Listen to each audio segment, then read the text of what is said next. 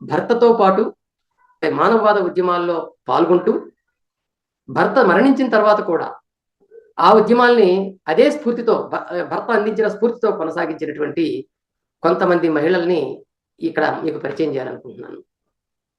వాళ్ళల్లో మొట్టమొదటిగా మనం చెప్పుకోవాల్సినటువంటి మహిళ ఎలెన్ రాయ్. ఎంఎన్ రాయ్ భార్య ఆమె.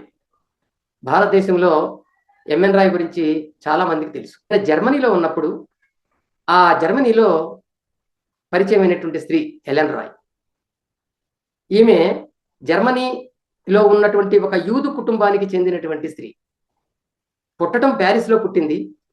సంగీతం అన్నా పాటలన్నా చాలా ఇష్టం మొదటి నుంచి. ఆమె పాటలు పాడటం అన్నా సంగీతం అన్నా ఇష్టం. ఆ విధమైన బ్యాక్గ్రౌండ్ ఆమెది. అయితే హిట్లర్ మొదటి ప్రపంచ యుద్ధంలో అయిపోయిన తర్వాత అక్కడ విద్వేషాన్ని తీసుకొచ్చాడు.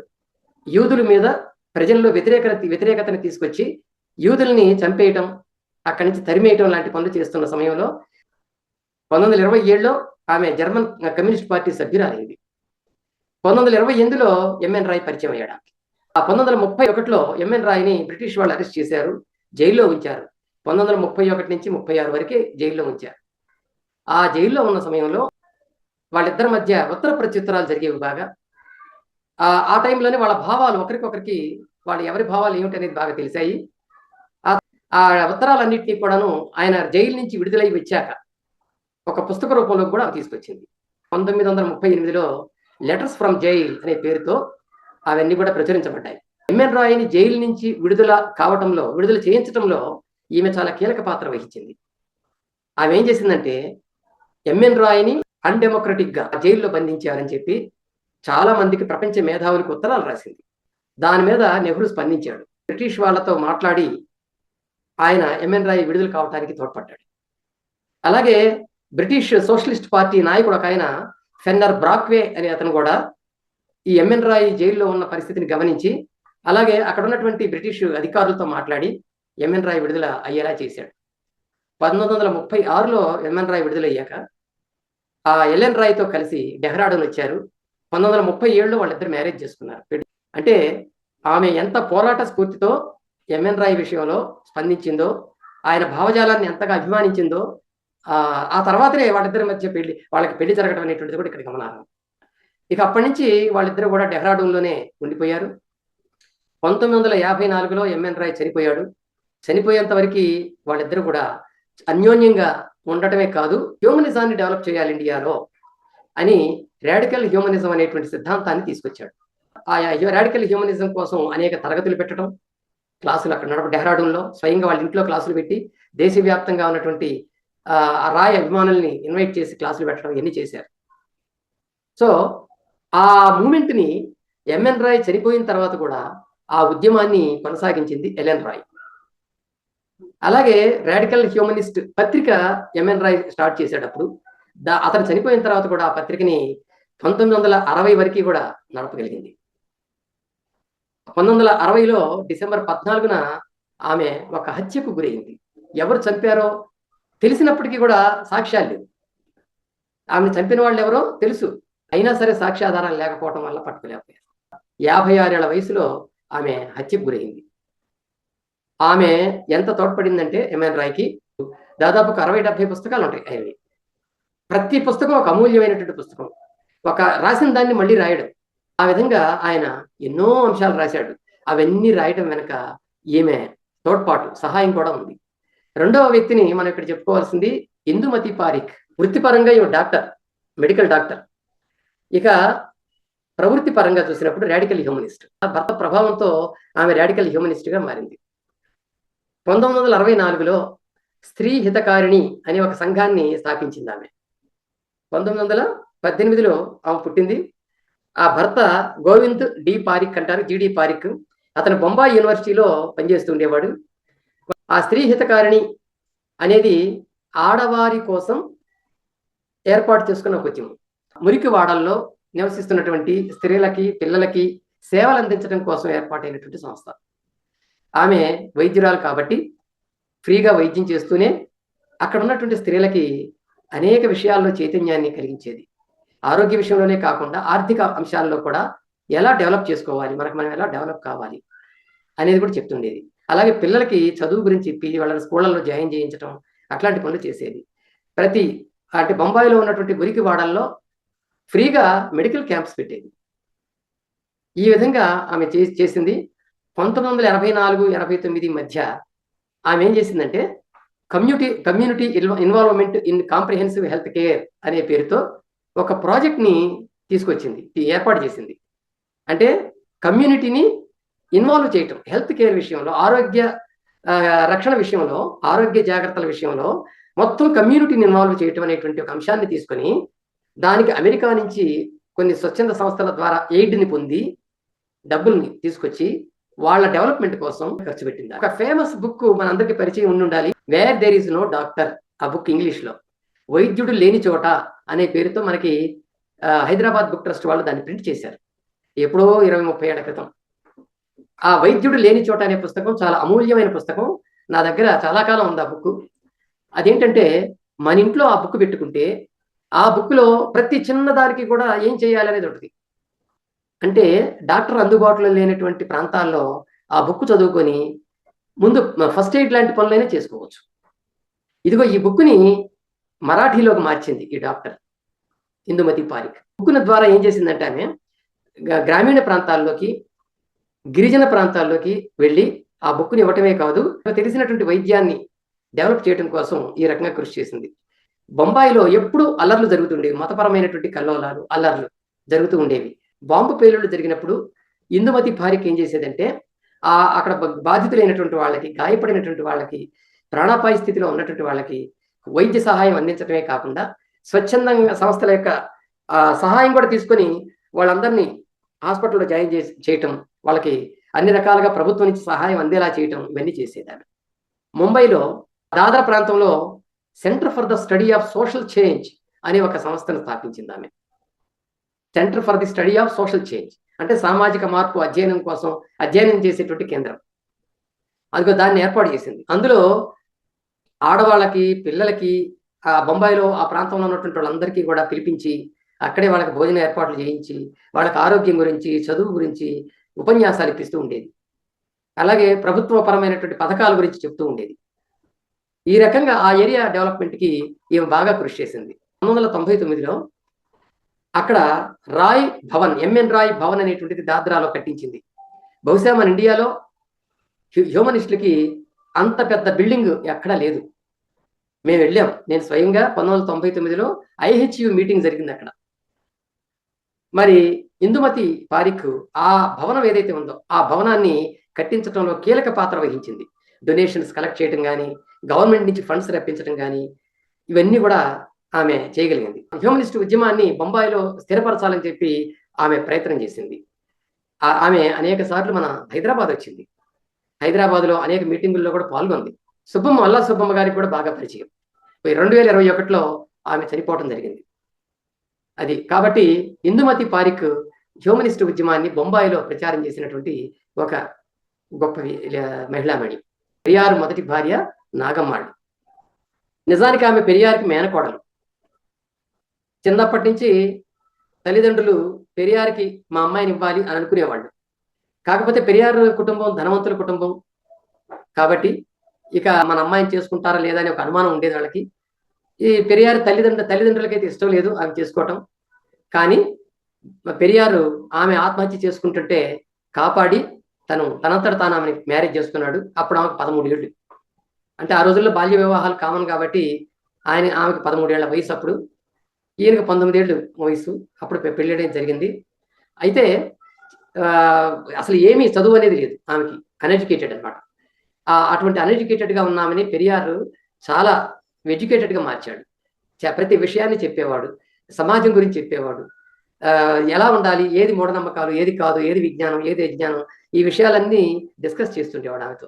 అందువల్ల చిన్నప్పుడే ఆమెకి ఈ భావజాలంలోకి రావడానికి అవకాశం దొరికింది.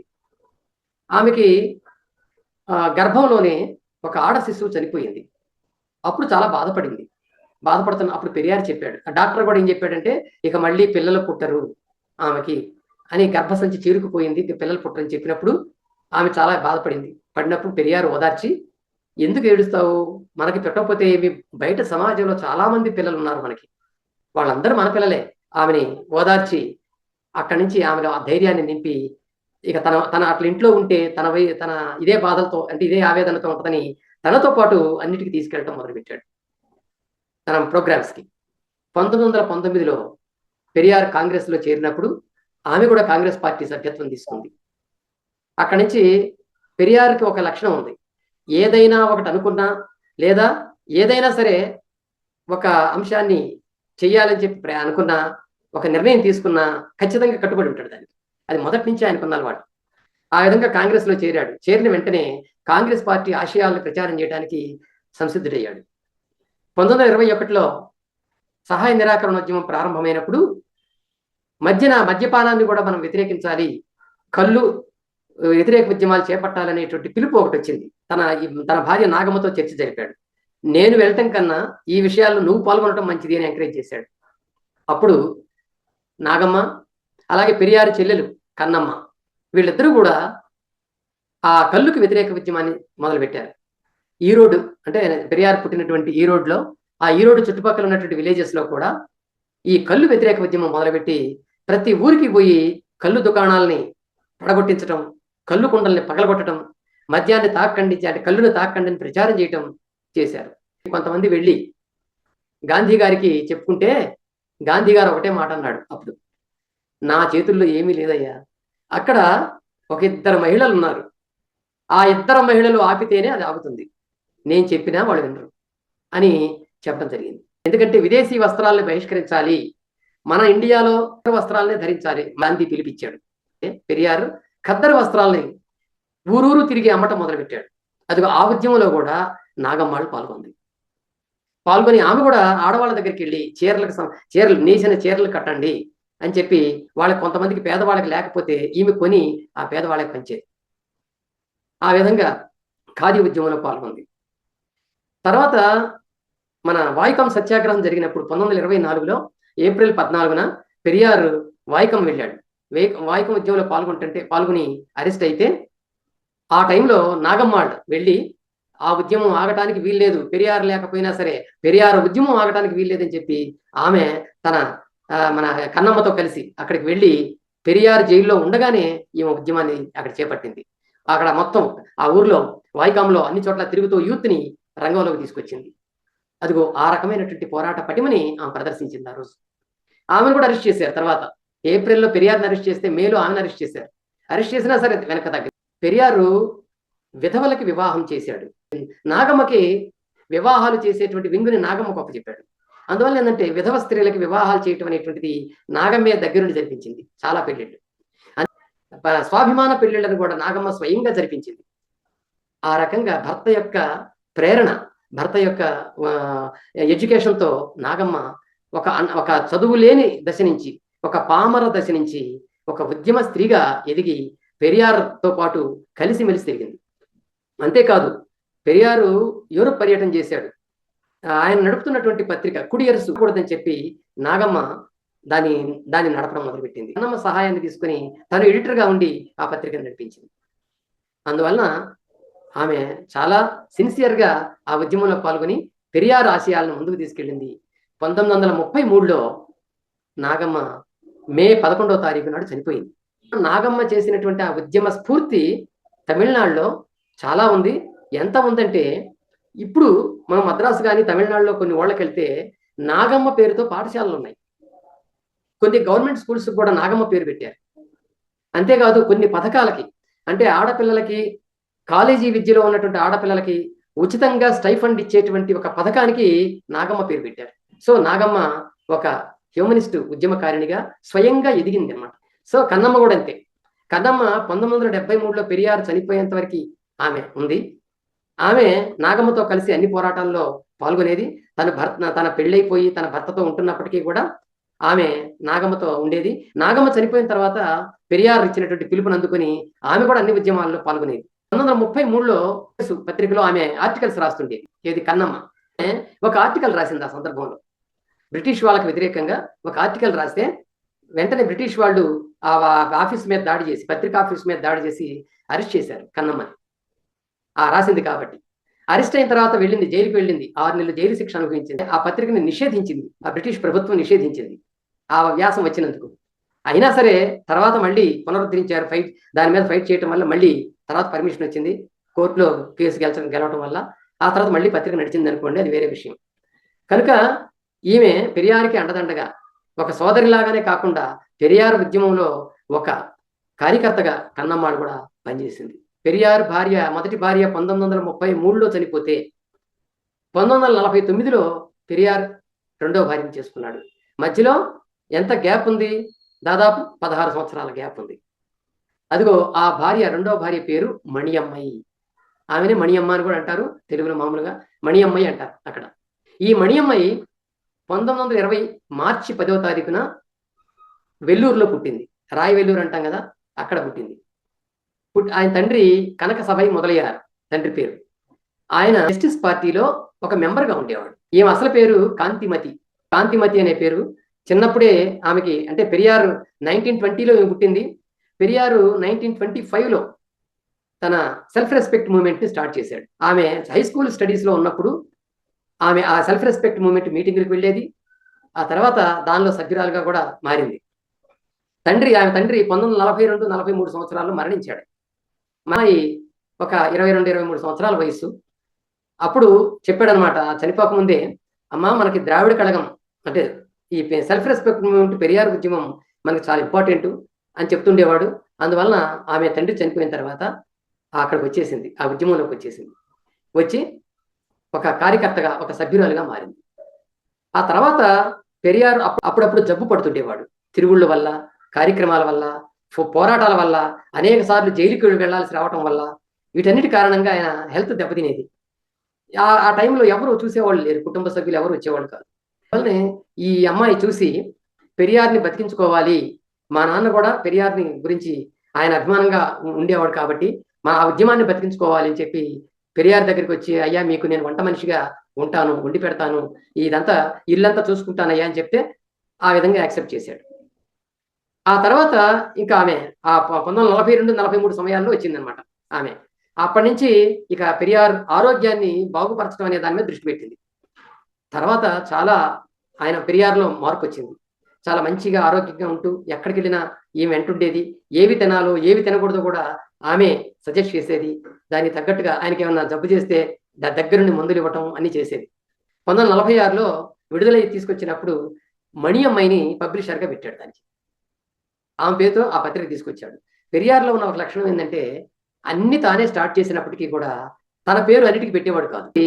మణియమ్మ, నువ్వు కూడా రచయితగా మారాలి, నువ్వు కూడా ఇప్పుడు నేను ఎలా చేస్తున్నానో అలాంటి కార్యక్రమాల్లో, ఉద్యమాల్లో తీవ్రంగా పాల్గొనాలి, నాకు సేవ చేయటం కాదు, మన సంఘానికి, మన డీకే ఉద్యమానికి నువ్వు సేవ చేయాలని చెప్పి ప్రోత్సహిస్తుండేవాడు. అంటే ఆమె దాన్ని బేస్ చేసుకొని, ఆమె చదువుకుంది కాబట్టి బేస్ చేసుకొని రచయితగా మారింది ఆమె. సో ఆ పాటలు ఎక్కువ రాస్తూ ఉండేది. ఆ తర్వాత రామాయణం పెరియార్ చెప్తుంటే విని, రామాయణంలో ఉన్న అహేతుకత ఎంత ఉందో చూసి ఆమె కూడా రామాయణం మీద ఉపన్యాసాలు చెప్పడం మొదలుపెట్టింది. హేతువాద దృష్టితో రామాయణాన్ని విమర్శించడం మొదలుపెట్టింది. కంబరామాయణం, వాల్మీకి రామాయణం దొందే అనే ఒక వ్యాసం కూడా రాసింది ఆమె ఈ విషయంలో. అలాగే విడుదలై పత్రికల్లో కూడా ఆమె రాస్తూ ఉండేది ఇట్లాంటి ఆర్టికల్స్. 1948లో హిందీ వ్యతిరేక ఉద్యమం వచ్చింది తమిళనాడు. ఆ హిందీ వ్యతిరేక ఉద్యమం వచ్చినప్పుడు ఈమె చాలా తీవ్రంగా పాల్గొంది. మొట్టమొదట పెరియార్ అరెస్ట్ అయ్యి జైలుకి వెళ్ళిపోతే ఆ ఉద్యమాన్ని ఈమె లీడ్ చేసి ఈమె కూడా అరెస్ట్ అయ్యింది. అరెస్ట్ అయిపోయిన తర్వాత కోర్టులో ఆమె తీసుకెళ్లి కోర్టులో పెడితే కోర్టు జడ్జి అడిగాడు, అమ్మా నీ కులం ఏదని అడిగాడు. వెంటనే ఆమె ద్రావిడ అంది. అదేంటి ద్రావిడ అంటావు, ద్రావిడ అనేది జాతి, అది కులం కాదు కదా అన్నప్పుడు, నేను ద్రావిడ కులమే నా కులం అని జవాబు చెప్పింది గట్టిగా. ఈమెకి ఏంటి ఇంత పొగరగా జవాబు చెప్తుందని చెప్పి ఆ జడ్జి జైలు శిక్ష విధించాడు ఆమెకి. విధిస్తే పోయింది, జైలుకి వెళ్ళిపోయింది. విడుదల చేసిన దాకా జైల్లోనే ఉంది. ఎప్పుడు కూడా తను రాజీ పడలేదు, లేదా తప్పు మన్నించమని అడగలేదు. పెరియార్ కానీ మణియమ్మాయి కానీ ఎప్పుడు కూడా క్షమాభిక్ష అనే పదాన్ని రానివ్వలేదు అసలు. ఆ విధంగా వాళ్ళు విడుదల చేసినప్పుడే బయటకు వచ్చింది. ఆ తర్వాత హోటళ్ల మీద బ్రాహ్మణ హోటల్ అనేటువంటి బోర్డులు తొలగించడానికి ఒక ఉద్యమం తీసుకొచ్చినప్పుడు ఈమె కూడా ఆ ఉద్యమాల్లో పాల్గొని అరెస్ట్ అయింది.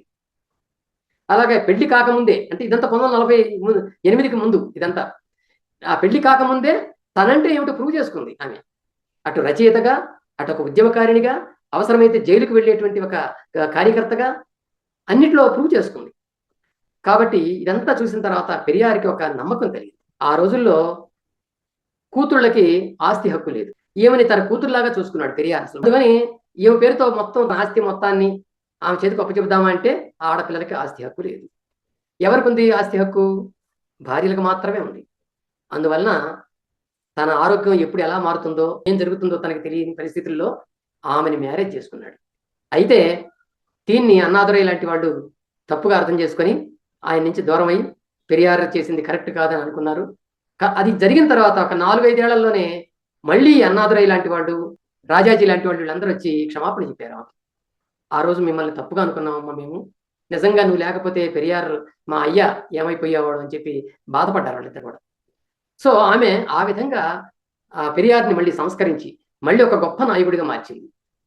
కనుక తనకు వారసురాలు కావాలి అనే ఉద్దేశంతోనే ఆమెను రెండో మ్యారేజ్ చేసుకున్నాడు. ఆమెకి అన్ని విషయాలు నేర్పాడు. ఏ ఏ అంశాన్ని ఏ విధంగా మనం అవగాహన చేసుకోవాలనేటువంటి విషయాలు కూడా నేర్పాడు. అందువల్ల ఆమె ఒక నాయకురాలిగా ఎదిగింది. ఒక పక్కన పత్రికల్ని చూసుకుంటూ, మరో పక్కన విద్యా సంస్థల్ని పెరియార్ పేరుతో స్థాపిస్తూ ఆమె చాలా బిజీగా ఉండటం మొదలైంది. పెరియార్ చనిపోయిన తర్వాత 1973లో మణియమ్మాయి రంగం మీదకి వచ్చి మన పెరియార్ని మనం నిలబెట్టుకోవాలి, మన పెరియార్ మనలో ఉంటాడు, మనం ఎప్పుడు నిలబెట్టుకోవాలి, అతని ఉద్యమాన్ని నిలబెట్టాలని చెప్పి గ్రామాన జిల్లాల్లో పర్యటనలు మొదలుపెట్టి మళ్ళీ కార్యకర్తలందరినీ కూడా పోగు చేసింది. మొత్తం కేడర్ మొత్తాన్ని వేరే వైపు వెళ్లకుండా మళ్ళీ నిలబెట్టింది. అంతేకాదు పెరియార్కి ఒక కళ ఉండేది, ఆయన తన జీవిత కాలంలో చేయలేకపోయాడు. 1965 నుంచి అనుకునేవాడు, కానీ చేయలేకపోయాడు. ఏమిటంటే అది ఉత్తర భారతదేశంలో రామలీల జరుగుతుంది కదా, దానికి వ్యతిరేకంగా మనం ఇక్కడ రావణ లీల చేయాలని చెప్పి అనుకునేవాడు. అదిగో ఆ కళ ఆయన జీవిత కాలంలో నెరవేరాల. దాన్ని ఈమె మణియమ్మాయి పెరియార్ చనిపోయిన సంవత్సరం లోపే ఈ ఉద్యమాన్ని తీసుకుంది. రావణ లీల పేరుతో పెద్ద ఉద్యమం తీసుకుంది. తమిళనాడు అంతటా కూడా రావణ లీల పేరుతో రాముడి బొమ్మల్ని తగలబెట్టేటువంటి కార్యక్రమాన్ని తీసుకొని అరెస్ట్ అయ్యి జైలుకి వెళ్ళింది. అయినా సరే జైలుకి వెళ్ళి వచ్చి మళ్ళీ రామాయణానికి వ్యతిరేకంగా మీటింగ్లు పెట్టింది. సో 1977లో ఇందిరాగాంధీ తమిళనాడుకు వస్తే ఆమె ఎమర్జెన్సీ పెట్టింది కాబట్టి, మానవ హక్కుల్ని హరించింది కాబట్టి ఎమర్జెన్సీ ద్వారా ఆమెకు వ్యతిరేకంగా నిరసన ఊరేగింపులకు పిలుపునిచ్చింది మణియమ్మాయి. మొత్తం తమిళనాడు మొత్తం ఆమెకి నిరసన ఊరేగింపుల ద్వారా ఆమెని గో బ్యాక్ ఇందిరాగాంధీ అని చెప్పి నినాదాలతో తమిళనాడు మారుమోగిపోయింది. అది అలాంటి ఒక పొటెన్సీ, ఒక శక్తి కలిగినటువంటి నాయకురాలుగా మణియమ్మాయి ఎదిగింది. 1978లో ఆమె చనిపోయింది. ఆమెకి పిల్లలు లేరు. పిల్లలు లేకపోతే చాలా మంది అనాథ పిల్లల్ని తీసుకొని ఆమె పెంచి పోషించింది. తన ఇంట్లో ఎప్పుడూ 10 మంది పిల్లలు ఉండేవాళ్ళు, అనాథ పిల్లలు. వాళ్ళందరికీ ఏదో ఒకటి ఇవ్వటం, తినిపించడం, చేయించడం, అన్ని పనులు చేసేది. ఆమె వాళ్ళని ప్రేమగా చూసుకునేది. ఆ విధంగా మణియమ్మాయి ఒక గొప్ప నాయకురాలిగా, ఒక హ్యూమనిస్ట్ ఉద్యమకారిణిగా ఆమె వెలుగొందింది అనమాట. భారతీదాసన్ అనే కవి ఉండేవాడు తమిళనాడులో. ఆయన మనకి ఇక్కడ జాషువా ఎలాంటి వాడో అలాంటి వాడు. అలాంటి కవి తన యొక్క కవితల్లో మణియమ్మాయి గురించి రాస్తూ ఆమెని అన్నయ్యి అని సంబోధించేవాడట. అన్నయ్యి అంటే అమ్మ అని తమిళంలో. ఆయన ఈమె కంటే 40 సంవత్సరాలు పెద్దవాడు. అయినా సరే ఆమెని ప్రతి చోట అమ్మ అనే పిలిచేవాడు ఆయన. అలాగే తన ప్రతి రచనలో ఆమె గురించి చెప్పేటప్పుడు అమ్మనే వాడేవాడు. ఆ విధంగా అంతటి గౌరవాన్ని మణియమ్మాయి పొందగలిగింది. సుబ్బమ్మ గారు మనకు తెలుసు. మల్లా సుబ్బమ్మ గురించి ఎక్కువ చెప్పుకోవాల్సిన పని లేదు. ఒక పల్లెటూళ్ళలో పుట్టింది, చిన్న పల్లెటూళ్ళలో, గుంటూరు జిల్లా రేపల్లె దగ్గర ఉంటుంది ఆ ఊరు, పోతారులంక అనే విలేజ్. ఒక చేదస్తపు కుటుంబంలో పుట్టింది, బ్రాహ్మణ చేదస్తపు కుటుంబంలో. ఆడద మనిషి అంటే పిల్లలు కనటం, ఇంటి పనులు చూసుకోవటం, అత్తమామలు ఏం చెప్తే అది చేయటం అనేదే వాళ్ళ ఇళ్లలో ఉండేది. అదిగో ఆ స్థాయిలో పుట్టి పెరిగి చదువు నామమాత్రంగా చదువుకొని ఆ తర్వాత మన రామ్మూర్తి గారిని వివాహం చేసుకున్న తర్వాత ఆమె తనలో మార్పు తెచ్చుకుంది. రామ్మూర్తి గారి యొక్క ప్రోత్సాహంతో చదువు కొనసాగించింది. ఆయన ప్రోత్సాహంతో మొత్తం భావజాలంలో మార్పు తెచ్చుకుంది. ఒక చాదస్తపు స్థాయి నుంచి ఒక హ్యూమనిస్ట్ స్థాయికి ఆమె ఎదిగింది. ఈమె కులం బ్రాహ్మణ అగ్రకులంలో పుట్టి కులాన్ని నుంచి డీగ్రేడ్ అయిపోయి, కులాన్ని నుంచి వదిలేసుకొని, కుల బంధనాలను వదిలేసుకొని కుల నిర్మూలన వైపుగా ప్రయాణం చేసి ఛాందస వ్యతిరేక ఉద్యమాలు చేసింది. మూఢనమ్మకాల నిర్మూలన, స్త్రీ జనోద్ధరణ, కుటుంబ నియంత్రణ, స్త్రీ విద్య, ఎన్నో కార్యక్రమాలని ఆమె చేపట్టింది. 4 పిల్లలు ఆమెకి. ఈమెని పెళ్ళైన తర్వాత చదువుకోవటానికి అత్తమామలు వ్యతిరేకించారు. కానీ భర్త ఆమెతో ప్రైవేట్గా మెట్రిక్ కట్టించి చదివించాడు. తర్వాత పియూసీ చదివింది, బిఏ చదివింది. ఆ రకంగా స్వయంగా ఎదుగుతూ ఒక రచయిత్రిగా మారింది, ఒక ఉపన్యాసకురాలుగా మారింది. కొన్నాళ్ల పాటు ప్రభుత్వ ఉద్యోగం చేసింది. కుటుంబ నియంత్రణ ప్రచారకురాలుగా కొంత ఉద్యోగం చేసింది కొన్నాళ్ల పాటు. అలాగే 1970లో విజయవాడలో వాళ్ళు నివసించేవాళ్ళు. ఆ టైంలో ఆ 70 ప్రాంతాల్లో వికాసం అనే పత్రికని స్వయంగా నడిపింది ఆమె. 1978లో ప్రపంచ హ్యూమనిస్ట్ సభలకు వెళ్ళింది. లండన్లో జరిగిన హ్యూమనిస్ట్ సభలకు వెళ్ళింది. అలాగే అభ్యుదయ వివాహ వేదిక పెట్టి కేవలం తక్కువ ఖర్చుతో ఒక 2 పూలదండలు, 2 ఫోటోలు, ఇంతే. అలాంటి తక్కువ ఖర్చుతో అభ్యుదయ వివాహ వేదిక ద్వారా 300కు పైగా పెళ్లిళ్ళు చేసింది. తర్వాత మహిళాభ్యుదయం పేరుతో ఒక గ్రంథాలయం పెట్టింది, కుటుంబ సలహా కేంద్రం పెట్టింది, స్త్రీ విమోచన శిక్షణా కేంద్రం పెట్టింది, వరకట్న హింసల దర్యాప్తు సంఘం పెట్టింది, స్త్రీల హక్కుల పరిరక్షణ కేంద్రం పెట్టింది, శ్రామిక మహిళా సేవ పేరుతో కూలి పనులు చేసుకునేటువంటి మహిళలకి అన్ని రకాలుగా ఆదుకోవటానికి వాళ్ళని చైతన్యపరచడానికి ఒక వింగిని ఏర్పాటు చేసింది. సుబ్బమ్మ షెల్టర్ పేరుతో ఆమె ఇంట్లో భర్తలు వెళ్ళగొడితే, లేదా ఇంట్లో భర్తలు నిన్ను తలాక్ అని చెప్పి ముస్లిం స్త్రీలను వదిలేస్తే దిక్కు లేకుండా ఉన్నటువంటి అటువంటి స్త్రీలను తీసుకొచ్చి తన షెల్టర్లో పెట్టుకుని పోషించింది. మళ్ళా సుబ్బమ్మ ట్రస్ట్ పెట్టింది. తన ఆస్తి మొత్తాన్ని కూడా ఆ ట్రస్ట్కే రాసేసింది, పిల్లలకు ₹1 కూడా ఇవ్వకుండా. ఆ తర్వాత స్త్రీ స్వేచ్ఛ అనే ఒక పత్రిక నడిపింది. 1978 నుంచి ఆంధ్రప్రదేశ్ హేతువా సంఘంలో, 1989 నుంచి అఖిల భారత హేతువా సంఘంలో ఉపాధ్యక్ష పదవులు నిర్వహించింది. 60కి పైగా పుస్తకాలు రాసింది. మరి ఆమె రాసినటువంటి పుస్తకాలని ప్రభుత్వ సంస్థలు కూడా ప్రచురించినాయి. తెలుగు అకాడమీ లాంటి సంస్థలు, అలాగే పొట్టి శ్రీరాములు తెలుగు విశ్వవిద్యాలయం కూడా ఆంధ్రప్రదేశ్లో మహిళోద్యమం, మహిళా సంఘాలు అనే పుస్తకాన్ని, అంటే దాని మీద ఒక పిహెచ్డి వర్క్ లాంటి బుక్ అది రాసింది ఆమె. దానికి ఉత్తమ గ్రంథంగా అవార్డు వచ్చింది ఆమెకి. ఇట్లా ఇంకా అవార్డుల సంగతిలోకి వెళ్తే మనకి లెక్కే లేదు. ఒక 60కి పైగా ఆమెకి అవార్డులు, సన్మానాలు ఇవన్నీ జరిగాయి. ఇక Malladi Subbamma vocational junior college పెట్టింది ఆమంతటా ఆమె 2000 సంవత్సరంలో. తన ఇంట్లోనే కొన్ని గదుల్ని ఆ కాలేజీకి ఇచ్చేసి ఆ కాలేజీలో మహిళల కోసం వృత్తి పనులు చేయటం, వృత్తి నేర్చుకోవడం, టైలరింగ్ కానీ అలాంటి పనులు నేర్చుకోవడం కోసం మహిళలకు ఉపాధి కల్పించేటువంటి కాలేజీ పెట్టింది. ఆ తర్వాత 1986లో ఒక ఇన్సిడెంట్, మనకి ఆమె ఎంత ధైర్యవంతురాలో చెప్పడానికి ఒక ఇన్సిడెంట్ ఆమె చెప్తూ ఉండేది ఎప్పుడు కూడా. 1986లో మనకి హైదరాబాద్ నుంచి గీటురాయి అని ఒక ముస్లిం పత్రిక వస్తుండేది. ఆ గీటురాయి పత్రిక వారపత్రిక అనమాట.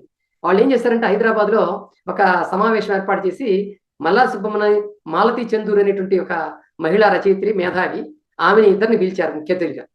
పిలిస్తే తెలుగు ఇస్లామిక్ పబ్లికేషన్ అనేటువంటి ఒక సంస్థ ఇది నిర్వహించింది. అందులో అబ్బాదుల్లా అని ఆయన ఆ డైరెక్టర్ ఆ సంస్థకి. ఆయన ఏం చేశారంటే మగవాళ్ళందరికీ, వక్తలుగా వచ్చినటువంటి మగవాళ్ళందరికీ కూడా పూలదండల ఆయనే స్వయంగా మెడలో వేసేవాడు. అలాగే మాలతీ చంద్ర దగ్గరికి వస్తే ఆమె చేతిలోకి తీసుకుంది, వేయించుకోలేదు. మల్లా సుబ్బమ్మ అట్లాగే కూర్చుంది. ఆయన చేతికి ఇవ్వబోయాడు.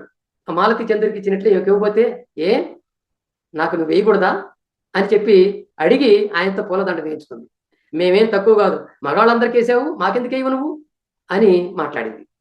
ఆ రకంగా వేసరికి సభలో అందరూ నవ్వటమే కాదు, ఆమె మాటలు చాలా గట్టిగా ఉంటాయి కదా, ఆమె మాటలకి అందరూ కూడా చప్పట్లు కొట్టారు.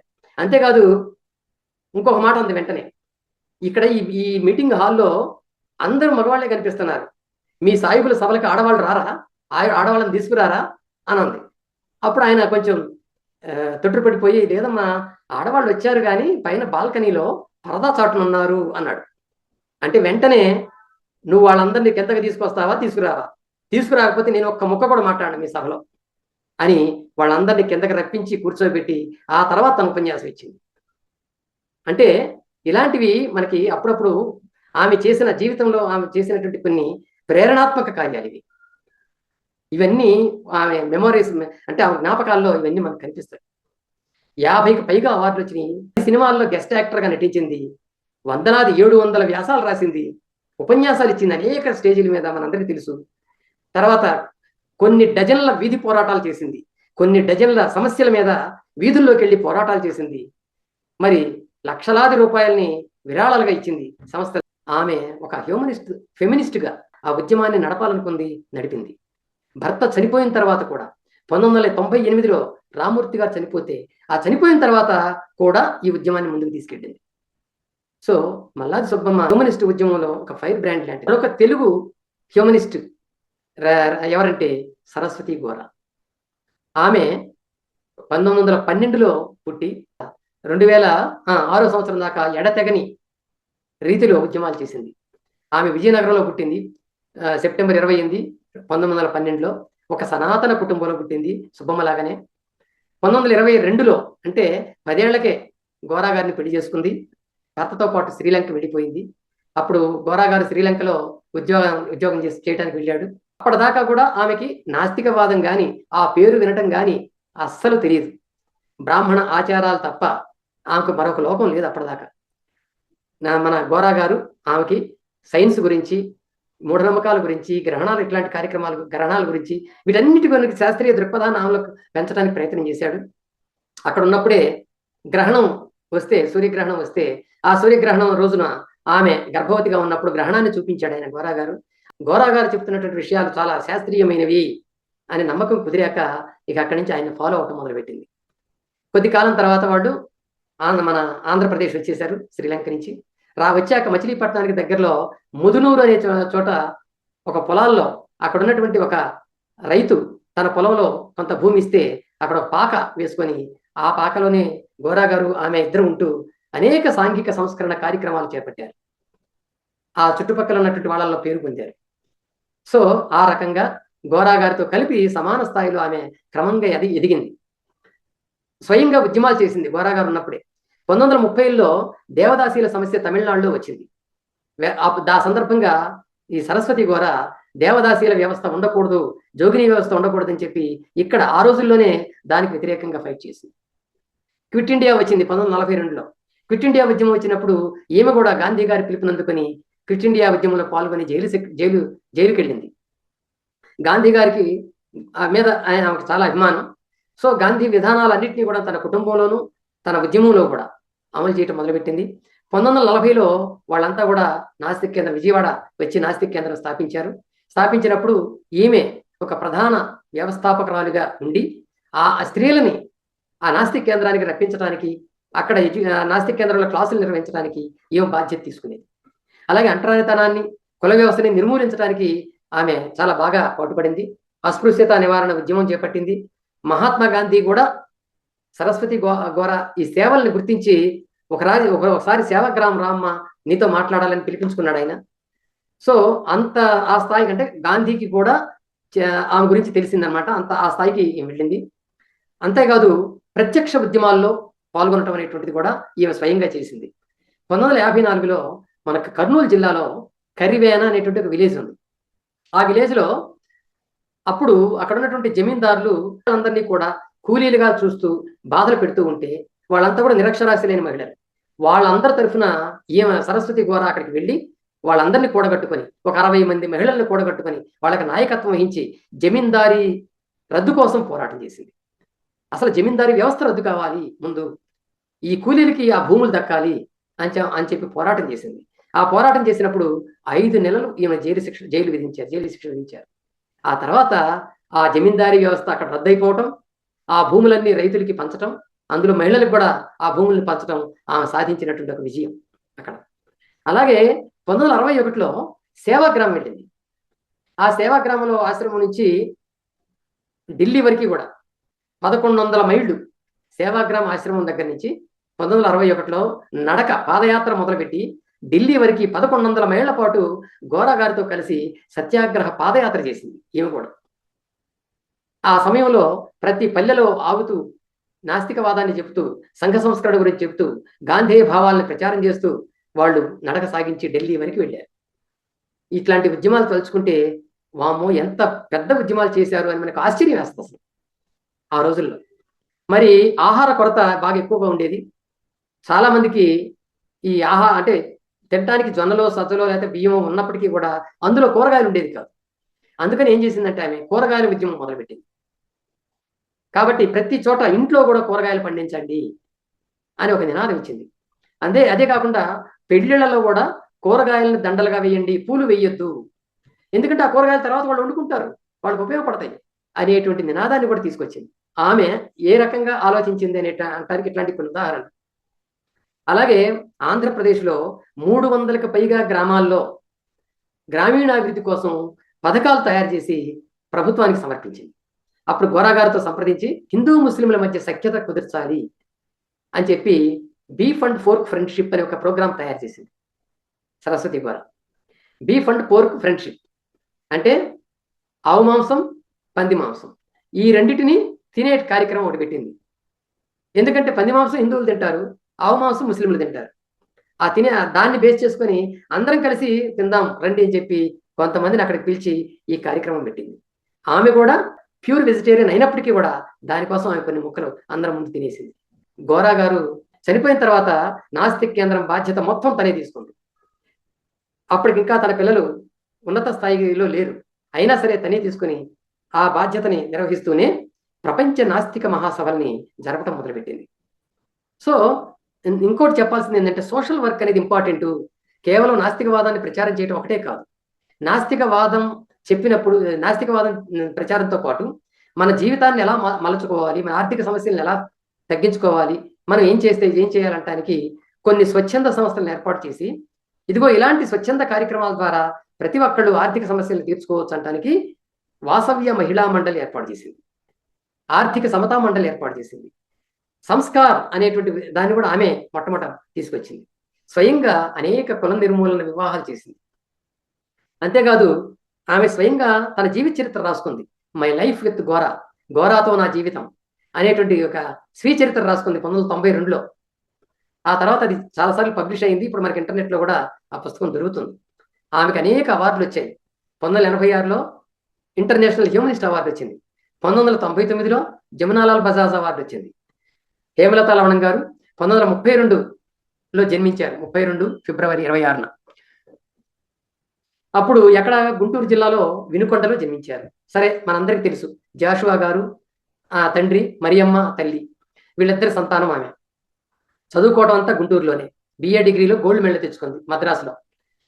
మన గోరా గారు, జాషువా గారు మిత్రులు కావటం, ఆ తర్వాత మనం వియ్యంకులం ఎందుకు కాకూడదు అనేటువంటి ఆలోచన వాళ్ళ మధ్య రావటం, ఆ తర్వాత లవణం గారికి మా అమ్మాయిని ఇస్తానని గోరా గారు జాషువా గారు ప్రపోజ్ చేయటం, ఇదంతా కూడా జరిగిన చరిత్ర.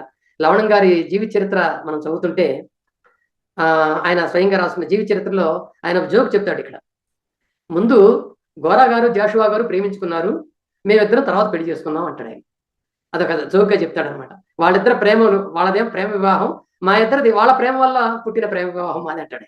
ఆ విధంగా వర్ణ భేదాలని అతిక్రమించి వాళ్ళొక అంటే ప్రపంచానికి ఒక ఆదర్శాన్ని ఇవ్వాలనే ఉద్దేశంతో వాళ్ళిద్దరికి పెళ్లి చేయడం జరిగింది. 1960లో వాళ్ళ పెళ్ళయింది. ఆ తర్వాత పెళ్ళైన దగ్గర నుంచి కూడా హేమలత లవణం గారు అనేక కార్యక్రమాల్లో పాల్గొనేవారు. వినోబా భావే భూదాన యజ్ఞం పేరుతో కార్యక్రమం మొదలు పెడితే ఆయనతో పాటు లవణం గారు, హేమలత గారు పర్యటించి చంబల్లోయ వెళ్ళి, మధ్యప్రదేశ్లో చంబల్లోయ వెళ్ళి అక్కడ ఉన్నటువంటి బందిపోటు దొంగల్లో కూడా మానసిక పరివర్తన రావటానికి కృషి చేసింది.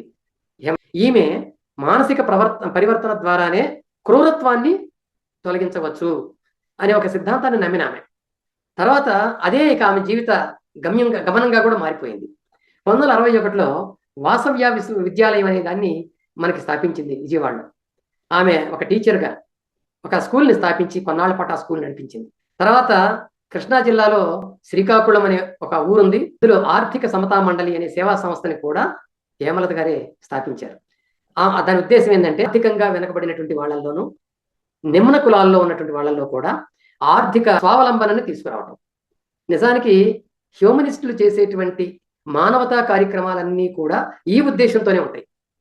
అవతల వాళ్ళకి సహాయపడుతున్నాము అని అంటే ఖచ్చితంగా వాళ్ళు ఎదగడానికి మన సాయం ఉపయోగపడాలి అని అనుకొని చేస్తారు. 1981లో కావలిలో నవ వికాస్ అనేటువంటి ఒక సంస్థను స్థాపించింది. అణగారిన వర్గాలు అంటే సామాజికంగా అణిచివేయబడినటువంటి జనసమూహాలు ఏవైతే ఉన్నాయో ఆ జనసమూహాల్లో చైతన్యం పెంచడం కోసం వాళ్ళకి ట్రైనింగ్ క్లాసులు పెట్టి వాళ్ళల్లో మనోవికాసాన్ని పెంచడానికి కృషి చేసింది. ఇదిగో ఈ అనుభవాలతో నిజామాబాద్ వెళ్ళి అక్కడ చెల్లి నిలయం స్థాపించింది జోగినీల కోసం. సంస్కార్ అనే ఒక సంఘాన్ని కూడా ఆమె నడిపింది అక్కడ. ఈ రెండు అక్కడ ఉన్నాయి. అలాగే ఆ ఏరియాలో బాణామతి ఎక్కువగా ఉందని చెప్పి, ఆ బాణామతికి మహిళలు గురవుతున్నారని చెప్పి ఆ మహిళలందరినీ కూడాను చేరదీసి వాళ్ళకి మూఢనమ్మకాలకు వ్యతిరేకంగా చైతన్యాన్ని అందించింది. ఆమె సేవ చూసిన తర్వాత ఈ జోగిని వ్యవస్థని నిర్మూలించడం కోసం ఎన్టీ రామారావు ముఖ్యమంత్రిగా ఉన్నప్పుడు 1988లో జోగిని వ్యవస్థ నిర్మూలన చట్టాన్ని హేమలత లవణం ద్వారానే తీసుకొచ్చారు. అప్పుడు కుముద్బెన్ జోషి గవర్నర్గా ఉండేవారు. ఆమె ఈ హేమలత ఆమెతో వెళ్ళి సంప్రదించడం, వాళ్ళిద్దరు మాట్లాడుకోవటం, ఆ కుముద్బెన్ జోషి నిజామాబాద్ వెళ్ళి ఆమె చేస్తున్న కార్యక్రమాలను చూడటం, ఎన్టీ రామారావుని పిలిచి మాట్లాడి ఆ రకంగా ఆ చట్టం తీసుకురావడానికి కారణం అయింది. సో హేమలత ఆ చట్టానికి కారణం. దొంగలు, తాగుబోతులు, వ్యభిచార వృత్తిలో కూరుకుపోయినటువంటి వాళ్ళు, అంటే వీళ్ళని సామాజికంగా దారి తప్పిన వాళ్ళు అనొచ్చు. అట్లాంటి వాళ్ళని తీసుకొని వాళ్ళ యొక్క పిల్లల్ని వాళ్ళ వల్ల వాళ్ళ పిల్లలు భవిష్యత్తును కోల్పోతున్నారని చెప్పి వాళ్ళ పిల్లని అడాప్ట్ చేసుకుంది హేమలత. చైల్డ్ అట్ రిస్క్ అనే పేరుతో వాళ్ళందరికీ కూడా చదువు చెప్పించటం, ఆవాసం కల్పించటం అనే కార్యక్రమాలు తీసుకొని చేసింది. అంతేకాదు స్టూవర్ట్పురం, చీరాల దగ్గర ఉన్నటువంటి స్టూవర్ట్పురం వెళ్ళి అప్పటిదాకా దొంగలుగా ముద్ర వేయబడినటువంటి వాళ్ళ కుటుంబాలకు వెళ్ళి వాళ్ళందరినీ కూడాను ఎడ్యుకేట్ చేసి ఆ దొంగతనం వృత్తి నుంచి వాళ్ళని మాన్పించి దర్జాగా బ్రతకగలిగినటువంటి సౌకర్యాలకి ప్రభుత్వంతో మాట్లాడి పునరావాసం కానీ వాళ్ళకి ఆర్థిక సౌకర్యాలు కానీ కల్పించి వాళ్ళలో సంస్కరణ తీసుకొచ్చింది. అంటే ప్రధానంగా ఒక సంఘ సంస్కరణ ఉద్యమాల్ని ఈమె రూపొందించింది. దీని మీద టైగర్ నాగేశ్వరరావు ఆ సినిమా పేరు.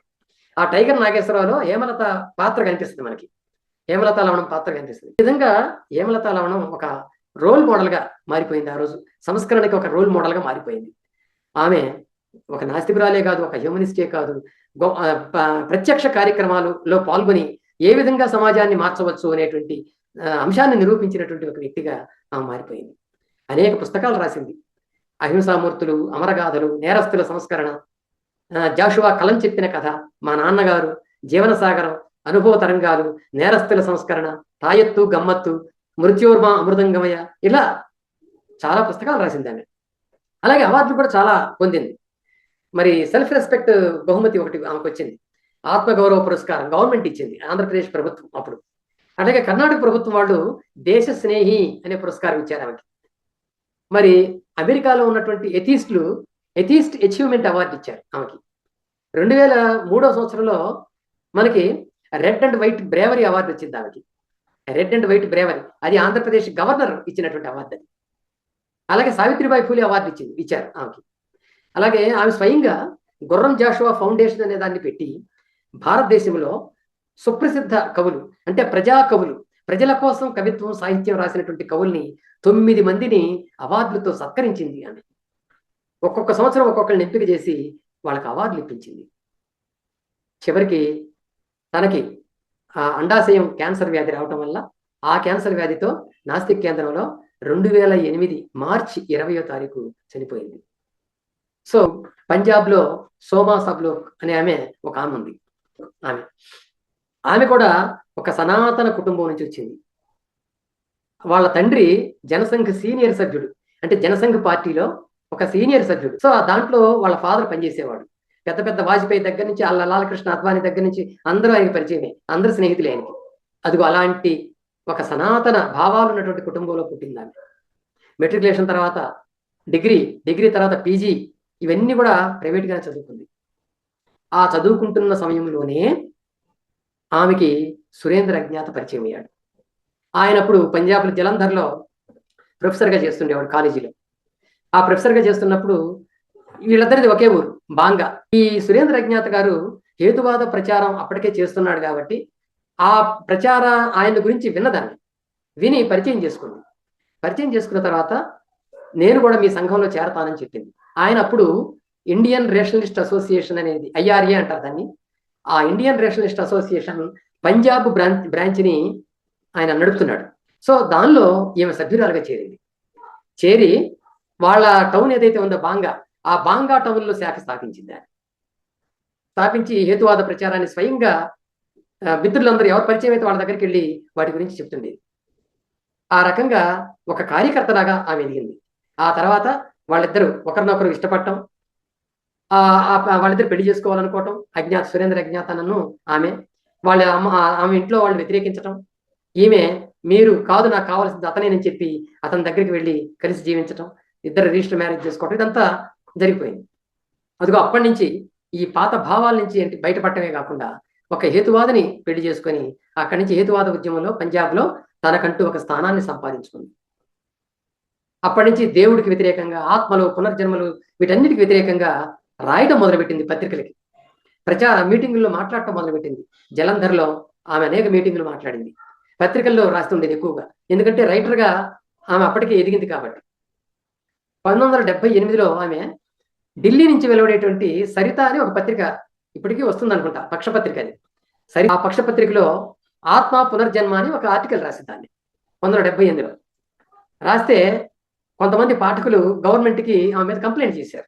ఢిల్లీ గవర్నమెంట్కి మా మనోభావాలు దెబ్బతీసింది ఈమె, ఆత్మలు లేవు, పునర్జన్మలు లేవు అని చెప్పి పురాణాల్లోనూ ఉపనిషత్తుల్లోనూ ఉన్నటువంటి కొటేషన్స్ ఇచ్చి అవి తప్పుడు అర్థాలు రాసిందని చెప్పి వాళ్ళు గవర్నమెంట్కి ఇస్తే గవర్నమెంట్ ఆమె మీద కేసు పెట్టింది. కేసు పెడితే ఈమె ధైర్యంగా దాన్ని ఎదుర్కొంది. 6 ఏళ్ల పాటు ఢిల్లీ మెట్రోపాలిటన్ కోర్టులో 6 ఏళ్ల పాటు పంజాబ్ నుంచి తిరుగుతూ ఆమె పోరాడి చివరికి గెలిచింది. ఆ తర్వాత ఆమె ఇంకా చాలా పుస్తకాలు రాసింది. ద ఎగ్జిస్టెన్స్ ఆఫ్ గాడ్, దేవుడి యొక్క ఉనికి, ఉమెన్ ఇన్ వేదాస్, వేదాల్లో మహిళలు అనేటువంటి పుస్తకాలు ఆమె మంచి పేరు తీసుకొచ్చింది.